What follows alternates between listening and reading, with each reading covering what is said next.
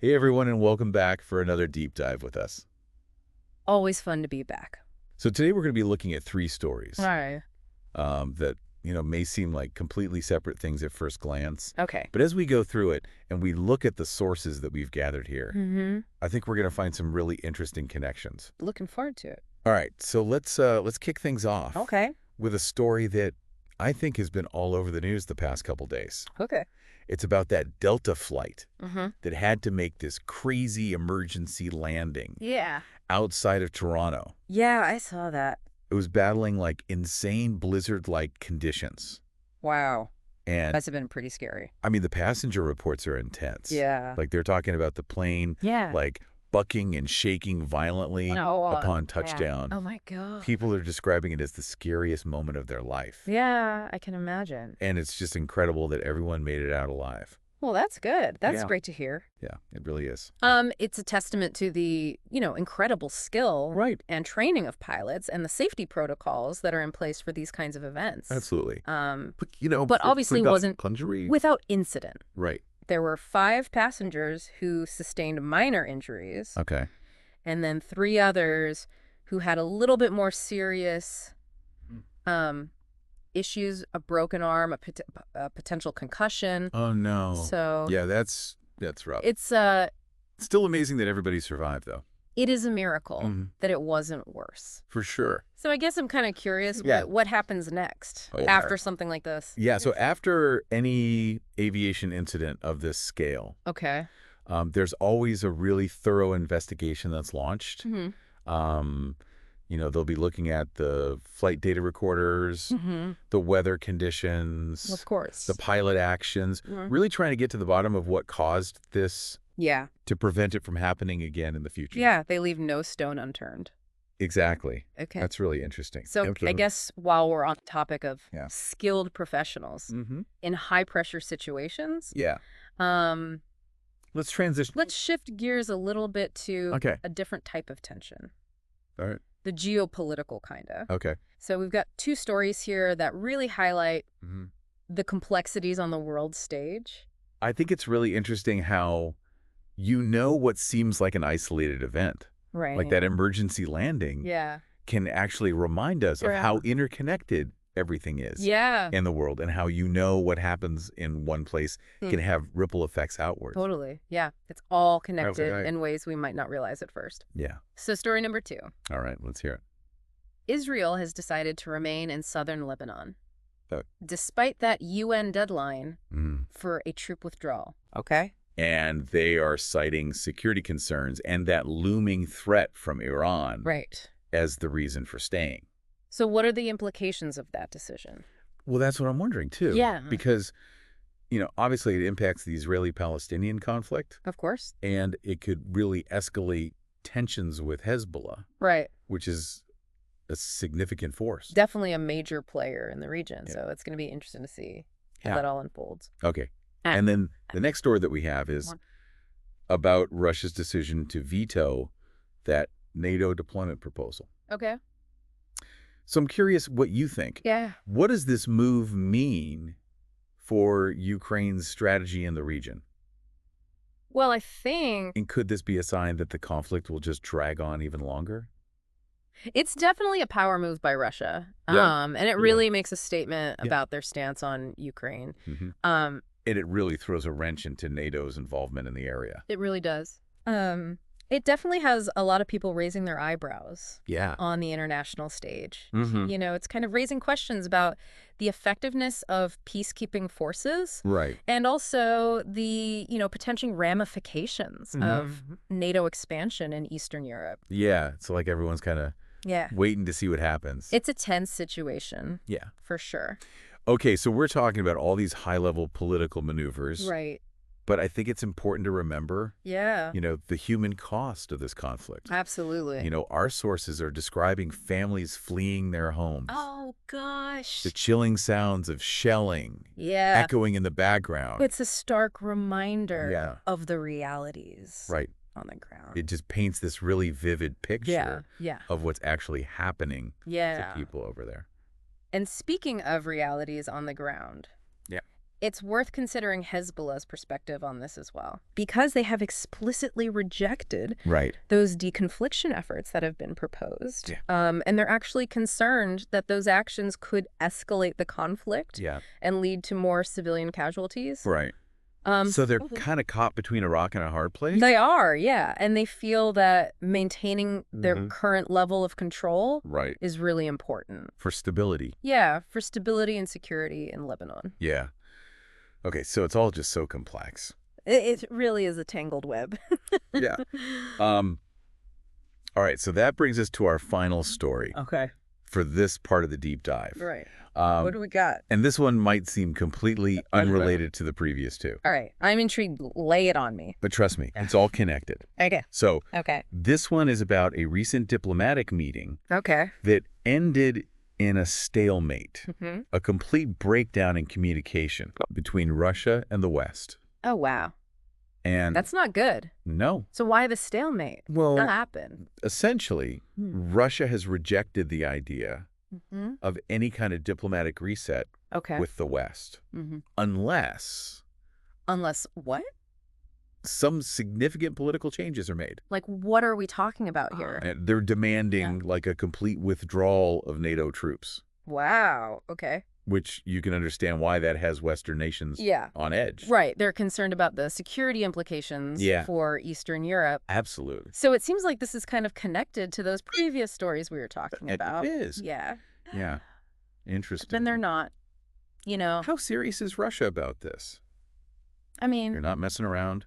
are they just posturing or? It seems like they are very serious. Okay.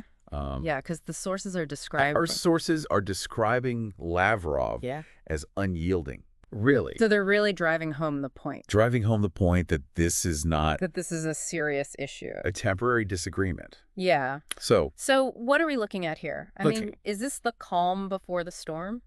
looking at here, is this like Is something big about to happen? a calm before the storm? Yeah. I mean, The source material. the sources that we have Yeah. raise some serious concerns about Whoa.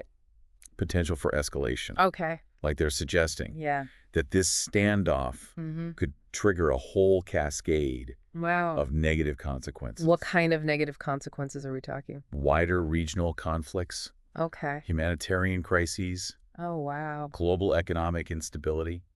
That's a scary thought. Yeah. It's a lot. It's not a very optimistic outlook. No, it's not. It's a bleak picture. Yeah, but it is a reality check. Right.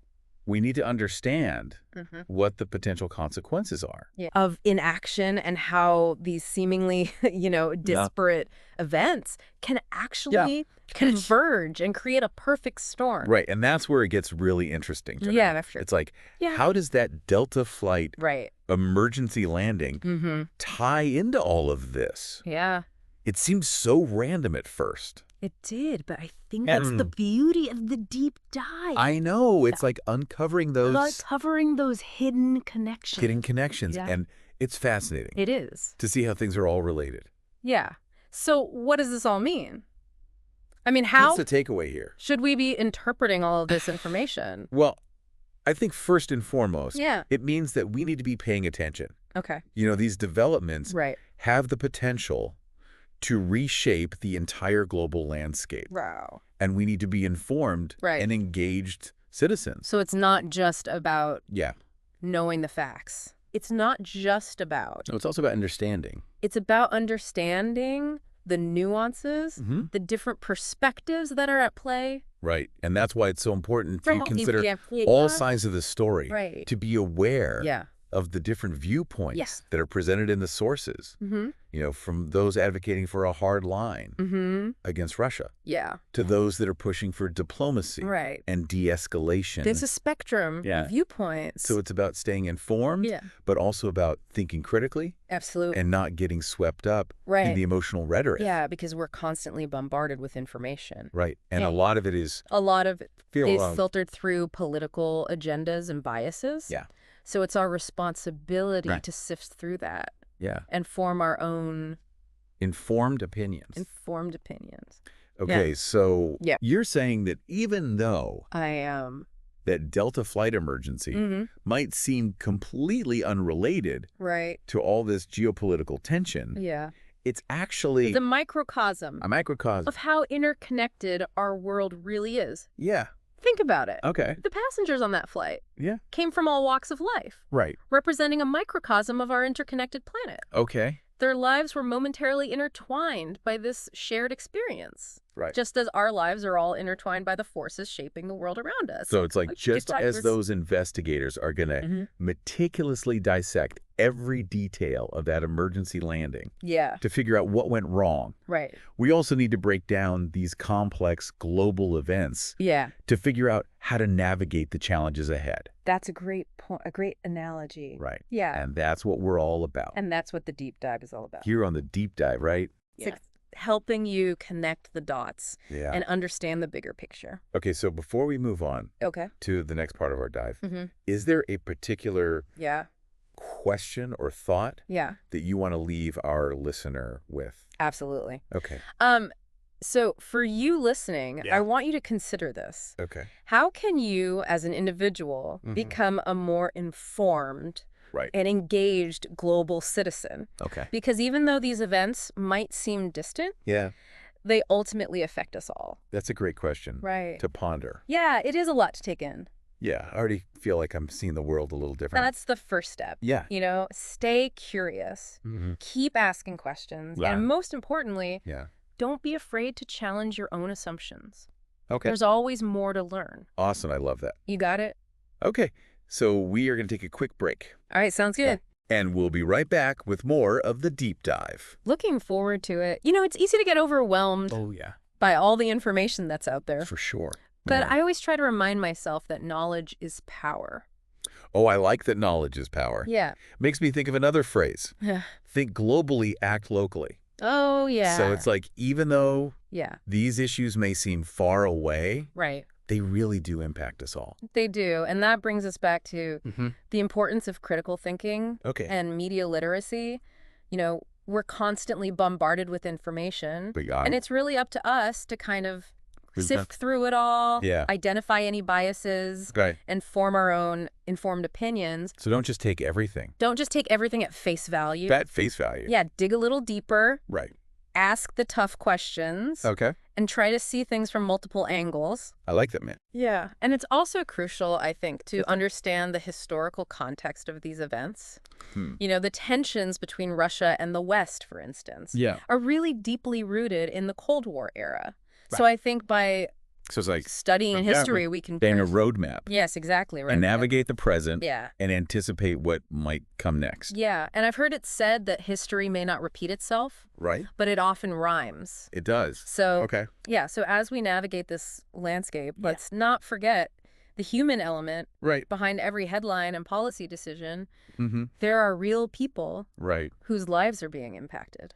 It's like that image we talked about. Exactly. The families fleeing their homes with the sound of shelling.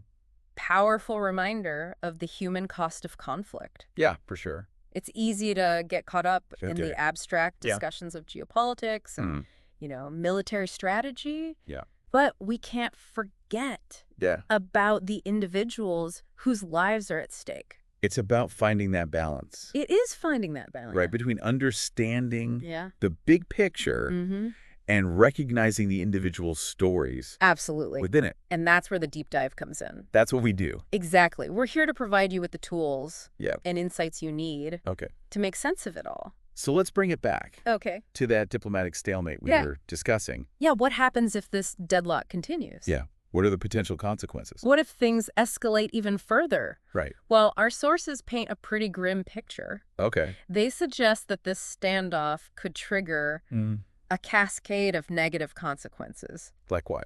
Well, for one, a prolonged conflict in Ukraine would have devastating humanitarian consequences. Of course. For the people caught in the crossfire. Right. It's just heartbreaking to think about those. It is. People that are caught in the middle. Absolutely. And the rip effects extend far beyond the conflict zone. Okay. You know, the global economy is already grappling with a lot of challenges.